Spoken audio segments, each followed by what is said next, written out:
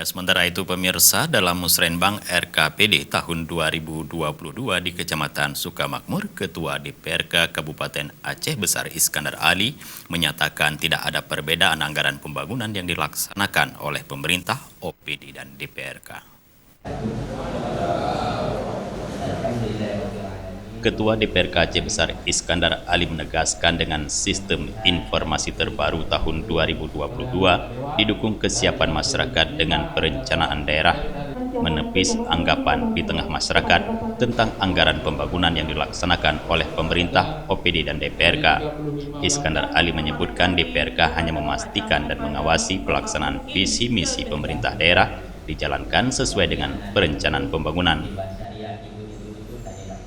Bahwa ada anggapan selama ini seakan masyarakat ini percuma saja ikut musrembang, karena semua usulan-usulan dari pemerintah itu pastinya yang akan dianggarkan yang punya OPD. Tapi dengan sistem informasi terbaru, apalagi di tahun 2022 ini, kemungkinan itu sudah nggak bisa lagi. Artinya kalau masyarakatnya siap dan berpartisipasi terhadap perencanaan daerah RKPD yang diadakan setiap tahun ini, itu dimungkinkan. Kemudian yang kedua, kepada anggota DPR ini bahwa tidak ada pemisahan. Oh, ini anggaran pemerintah, ini anggaran DPR, ini anggaran OPD, enggak. Seperti Pak Bupati sampaikan benar bahwa yang punya visi dan misi itu adalah kepala daerah.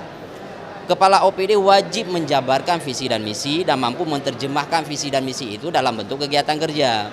DPR itu nggak ada visi dan misi juga. DPR tugasnya adalah memastikan, mengawasi bahwa visi dan misi bupati itu yang sudah dituangkan dalam RPJMD itu jalan. Nah, inilah tugas kita secara bersama-sama. Walaupun secara penganggaran kita bersama-sama dengan pemerintah. Iskandar Ali juga menjelaskan bahwa dasar perencanaan pembangunan adalah RPJP dan RPJMD. Sementara dasar penganggaran adalah KUA yang merupakan kesepakatan bersama antara DPRK dan pemerintah daerah. Dalam kesempatan itu, Iskandar Ali mengakhiri sambutannya dengan sekali lagi mengingatkan pelaksanaan Pilkada di Aceh untuk dilaksanakan tahun 2022 sebagaimana amanah Undang-Undang Pemerintah Aceh. Dan harap duluan untuk tetap memegang UUPA itu harus dijadikan landasan ataupun peserta utama.